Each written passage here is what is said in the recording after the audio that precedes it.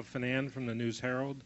After the last game, you said you were running out of superlatives to describe LeBron. How would you describe tonight's game?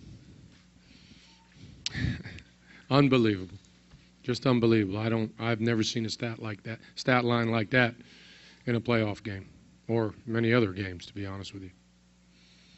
David. But, you know, excuse me, it's not just the stat line. There's a lot more than that, you know. Braun cramped up, and he knew that we could not win the game without him, and he you know, he played through pain, and he played through the cramping, and he just wouldn't let us lose.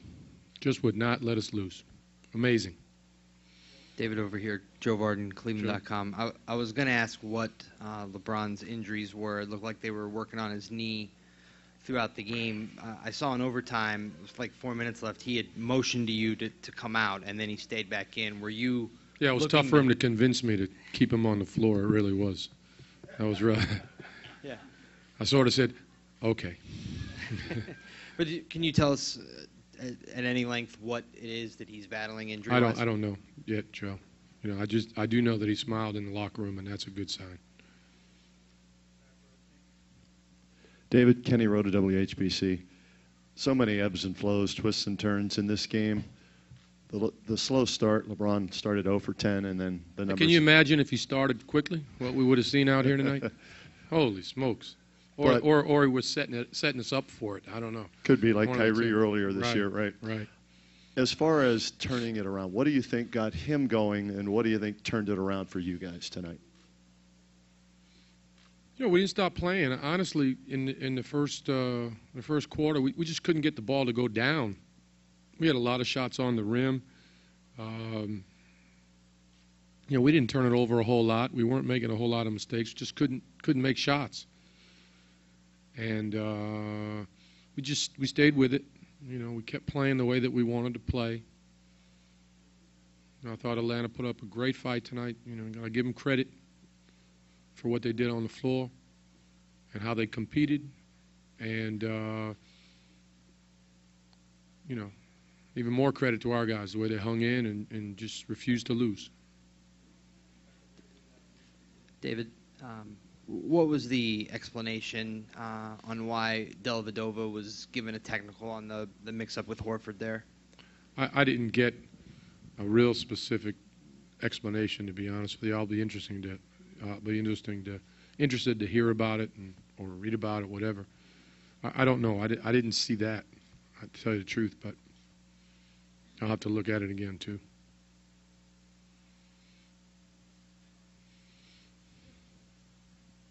Hi, Coach. Ed Wittenberg from the Cleveland Jewish News. Hi, Ed. Hi. Tristan Thompson picked up his 5th foul about halfway through the 4th quarter. You took him out briefly, put him back in, and you played him the rest of the game. Can you explain how you had the confidence to do that, you know, with him playing with 5 fouls? Well, you know, Tristan is a good defender, and he plays the game right. And we needed him on the floor. We needed another rebounder, and we needed his defensive capability. And you know, the game could have got away from us there. And I had to make a decision, had to take a risk, and hope that he could play foul-free. I didn't expect he'd have to play foul-free for 5 more minutes in the overtime, which he did, to his credit. And he had a lot to do with us winning that game. Mm-hmm.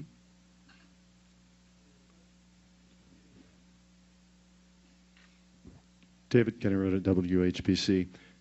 With Kyrie, the decision before the game not to play him, can you just give us the thought process on that and close out game number 4, looking forward to that? Is he going to be available, or will that be a game-time decision as well? In consultation with the doctors and by the doctor's decision, we decided to hold him out. You know, I really don't know about 48 hours from now. That will be, again, most likely a game time decision. You know, we're just, you know, hoping for him to get well and hoping we can get him back as soon as possible.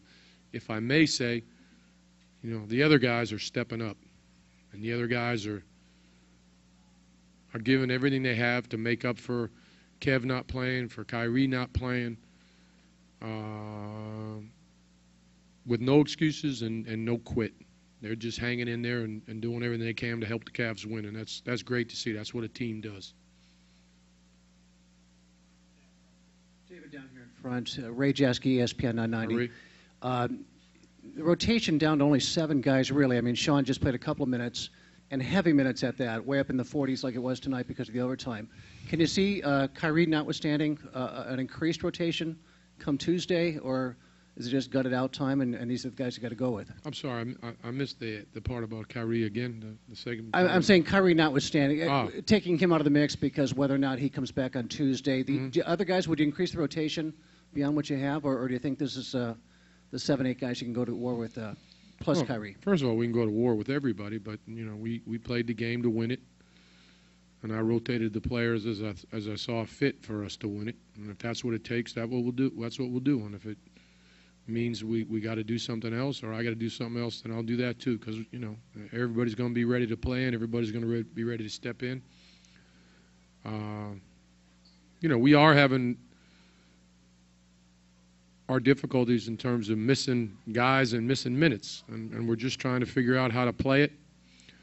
Fortunately, TV timeouts are long, and the number of timeouts are great, and we're figuring out how to get a little extra rest here and there for guys, and guys are responding well.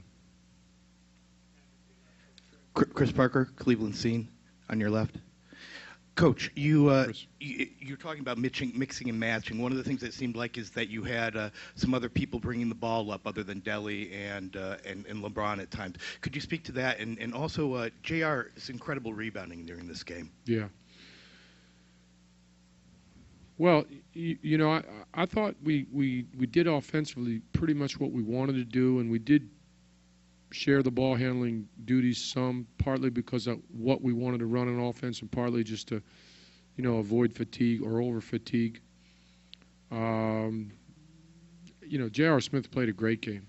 He defended his position, and he made a couple of huge shots.